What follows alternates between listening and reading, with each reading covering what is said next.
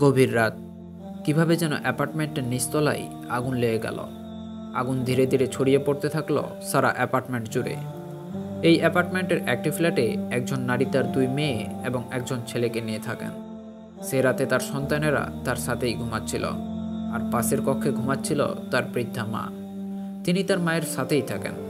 অফিসের কাজে তার স্বামী সেদিন বাসার বাইরে ছিলেন। আগুন লাগার বেশ কিছুক্ষণ পর দমকল বাহিনীর লোকেরা ঘটনাস্থলে এসে পৌঁছেছে। সাইরেনের শব্দে তখন কান পাতা দেয়। অগ্নি নির্বাপক কর্মীরা মাইকে ঘোষণা দিলেন সবাইকে দালান থেকে বেরিয়ে আসতে। কেউই যেন ভেতরে না থাকে, পুরো বিল্ডিং খালি করতে হবে। সাইরেনের শব্দ আর লোকজনের চিৎকারে ঘুম ভেঙে গেল ওই নারীর। ভয় পেয়ে কি হচ্ছে দেখার জন্য জানলা দিয়ে বাইরে তাকালেন তিনি। দেখলেন নিচতলায় আগুন লেগেছে। দাউ দাউ করে জ্বলতে থাকা আগুনের লেলিহান শিখা উঁচু থেকে উঁচুতে তরতর করে উঠে আসছিল। বিভিন্ন তলা থেকে মানুষ সাহায্যের জন্য চিৎকার চেঁচামেচি করছে। মানুষের ছোটাছুটি, বাচ্চাদের কান্না আর আহাজারির রোল পড়ে গেল চারিদিকে। আগুন থেকে নিজে বাঁচতে আর তার পরিবারকে বাঁচাতে লোকজনের সে কি প্রাণান্তকর চেষ্টা। ওই নারী দ্রুত তার 2 মেয়েকেই জাগিয়ে দিলেন। বললেন তারা যেন দ্রুত সিঁড়ি বেয়ে ছাদে উঠে যায়। 2 বোন সিঁড়ি বেয়ে ছাদের দিকে ছুটল। ইতিমধ্যে আগুন ফ্ল্যাটের দরজায় চলে এসেছে। ঘরে কেবল তারা 3 জন, চলন শক্তিহীন বৃদ্ধা মা, তার কোলের দুগ্ধজাত শিশু আর তিনি নিজে। চরম দ্বিধায় পড়ে গেলেন তিনি। মা আগে নাকি সন্তান, কাকে বাঁচাবেন? দুজনকে একসাথে নেওয়া তো অসম্ভব। এদিকে আগুন ঘরে ঢুকে পড়েছে।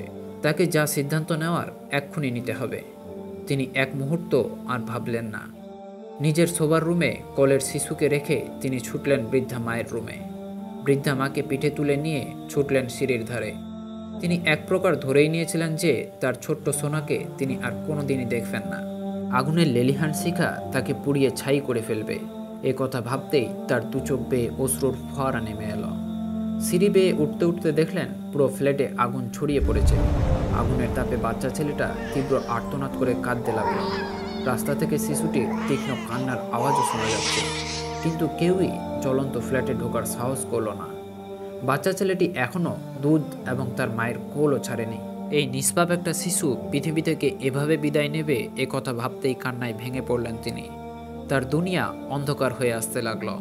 তিনি যে নিজের হাতে তার সন্তানটিকে ফেলে এসেছেন, এসব চিন্তা তার মাথায় আসার পর ভীষণ অপরাধবোধ কাজ করতে লাগলো তার নিজের মধ্যে।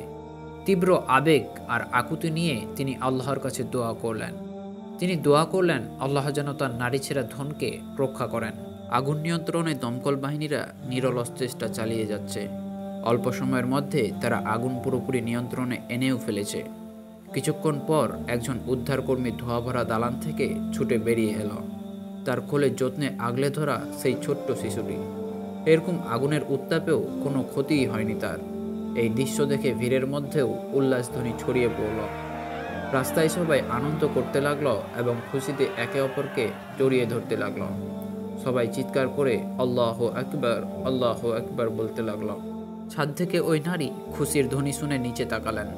দেখলেন একটা শিশুকে নিয়ে সবাই উল্লাস করছে। তিনি দৌড়ে নিচে নেমে এলেন। দেখলেন এটা তারই সন্তান।